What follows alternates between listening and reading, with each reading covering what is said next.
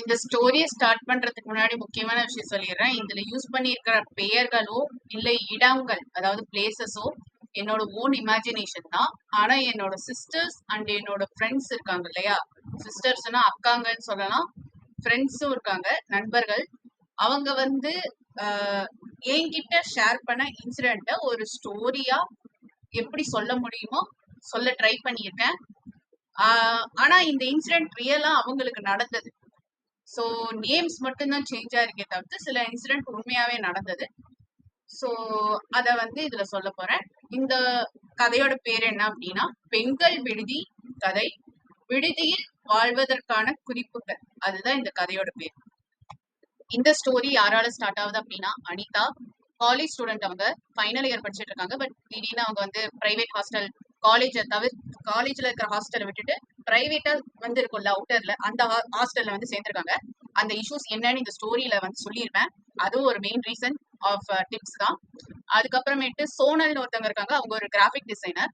இந்த ஷர்ட்ல வந்து எப்பயுமே இந்த டெடி பேர் டிசைன் பண்றது, ஒரு ஃபேஸை வரையறது, ஒரு ஸ்லோகனை வந்து எடிட் பண்ணி கிராஃபிக் டிசைனிங் பண்ணுவாங்கல்ல, அந்த மாதிரி சோனல் ஒர்க் பண்றாங்க. அப்புறம் பிரீத்தின்னு ஒருத்தவங்க இருக்காங்க. அவங்களும் சோனலும் ரொம்ப டாக்கட்டிவ் பர்சன். அவங்க வந்து பிரீத்தி இருக்காங்க இல்லையா, அவங்க வந்து ஒரு கவர்மெண்ட் ஆஃபீஸரா ஆகணுங்கிறதுக்காக நிறைய லைப்ரரிஸ்க்கு போறாங்க, எக்ஸாமுக்கு ப்ரிப்பேர் பண்றாங்க, அந்த மாதிரி எல்லாம் பண்ணிட்டு இருக்காங்க. அவங்க ஆயிப்பாங்கன்னு நம்புறேன். அப்புறம் கடைசியில மோனிகா, அவங்க வந்து கொஞ்சம் லிமிட்டா தான் பேசுவாங்க. ஆனா அவங்க ஒரு கண்டென்ட் ரைட்டர். இப்ப வந்து ஒரு ஸ்டோரியோ இல்ல ஒரு பிளாக் ரைட்டிங்கோ எழுதுறாங்கல்ல, அந்த மாதிரி கண்டென்ட் ரைட்டரா இருக்காங்க. அவங்க வந்து எப்பயுமே கொஞ்சம் ஸ்ட்ரிக்டா இருக்கிற மாதிரி இருக்கும், ஆனா ரொம்ப ஃப்ரெண்ட்லியா இருப்பாங்க.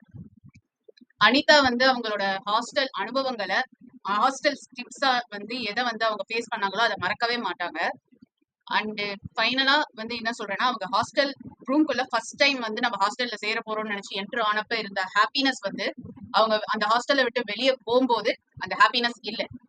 அது ஏன் அப்படிங்கிறது இந்த டிப்ஸ் மூலியமா உங்களுக்கு தெரிய வரும். உங்களுக்கு இன்னும் சில டீடைல்ஸ் இல்ல இதை பத்தினா பிளாக் ஏதாவது எழுதிருக்கீங்களான்னு கேட்டீங்கன்னா, டிஸ்கிரிப்ஷன்ல அதுக்கான லிங்க் இருக்கும், இங்கிலீஷ்ல தான் இருக்கும். நீங்க அந்த லிங்கை கிளிக் பண்ணி படிச்சுக்கலாம். இப்ப சாக்ரிஃபைசிங்க பத்தி பார்க்க போறோம். இப்போ விட்டு கொடுத்தல்னு சொல்லுவாங்கல்ல, அந்த மாதிரி. இப்ப அனிதா வந்து காலேஜ் ஸ்டூடெண்ட்ஸ் சொல்லியிருந்தேன். அவங்களுக்கு வந்து காலேஜ் படிக்கும்போது காலேஜ்லயே அவங்களுக்கு நிறைய எக்ஸாம்ஸ் இருந்தது. மாடல் எக்ஸாம், சைக்கிள் எக்ஸாம், ஏன் டெம்பரரி எக்ஸாம், ரீரைட்டிங் எக்ஸாம்னு சொல்லி நிறைய இருந்தது. அந்த டைம்ல வந்து அவங்க வந்து ரூம்குள்ள உட்காந்து படிக்க முடியாது சில சமயம். ஆனா வந்து இந்த சோனல், பிரீத்தி, மோனிகா வந்து வெவ்வேறு ப்ரிப்பரேஷனுக்காக ரெடி ஆயிட்டு இருக்காங்க. வெவ்வேறு ஒர்க்குக்காக ப்ரிப்பேர் பண்ணி ஆல்ரெடி அவங்க ஆஃபீஸ் எல்லாம் போயிட்டு இருக்கறனால ஒரு மூவி பார்க்கலான்னு ஒரு டைம் 2 டைம் நினைச்சிருக்காங்க. சோ அனிதாவை வந்து சொல்லாமையே வெளியே போக சொல்லியிருக்காங்க. பட் அனிதாவுக்கும் எக்ஸாம் இருந்தனால அவங்களை டிஸ்டர்ப் பண்ணக்கூடாதுன்னு சொல்லி அனிதா வந்து வெண்ட் அவுட். இதுல ஒரு குறிப்பிட வேண்டிய விஷயம் என்னன்னா, அனிதா ஒரு இன்ட்ரோவர்ட் பர்சன். சோ வந்து அவங்களுக்கு வந்து டிஸ்டர்ப் ஆகக்கூடாதுன்னு அவங்களும் நினைச்சனால ஷி வெண்ட் அவுட். அந்த ஹால்ல போய் உட்காந்து படிக்கிறாங்க, ஹாஸ்டலோட ஹால்ல. திஸ் இஸ் ஆல்சோ சாக்ரிஃபைசிங், ஏதாவது விட்டு கொடுத்து போகுதல் அப்படிங்கிறது ஹாஸ்டல்ல நிறைய நடக்கும். இந்த காணொலியில என்ன பார்க்க போறோம் அப்படின்னா, ஃபெசிலிட்டிஸ் வந்து இருக்காதுல்ல, சில நேரம் சில விஷயங்கள் எல்லாம் ஹாஸ்டல்ல இருக்காது. அது நம்ம கம்ப்ளைண்ட் பண்ணாலும் சில நேரம் ஒத்துப்பாங்க, சில நேரம் ஒத்துக்க மாட்டாங்க, சில நேரம் தர மாட்டாங்க, சில நேரம் தருவாங்க, அந்த மாதிரி விஷயங்கள். ஸோ இந்த அனிதா இருக்காங்கல்ல, அவங்க வந்து 5000 rupees பே பண்ற ஒரு ஹாஸ்டல்ல தான் ஸ்டே பண்ணியிருந்தாங்க.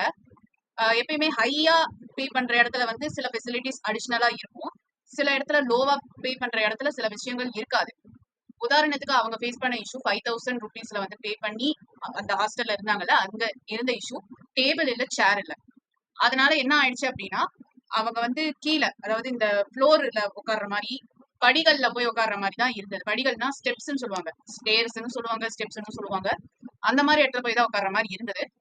அந்த டைம் அவங்களுக்கு வந்து என்ன இஷ்யூ ஆயிடுக்குன்னா, மஸ்கிட்டோஸ் இருக்கு இல்லையா, அவங்க படியில போய் உட்காரும் போதும், ஐ மீன் ஸ்டெப்ஸ்ல போய் உட்காரும் போதும், இந்த ஃப்ளோர் மாதிரி தரையில உட்காரும் போதும் அவங்களுக்கு வந்து உடம்பு சரியில்லாம போயிருக்கு அந்த மஸ்கிட்டோஸால.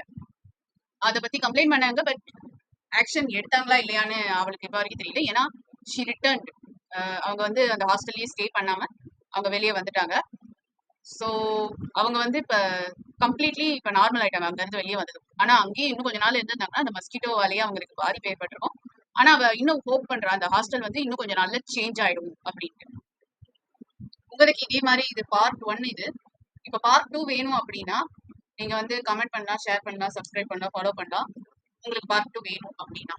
தேங்க்யூ.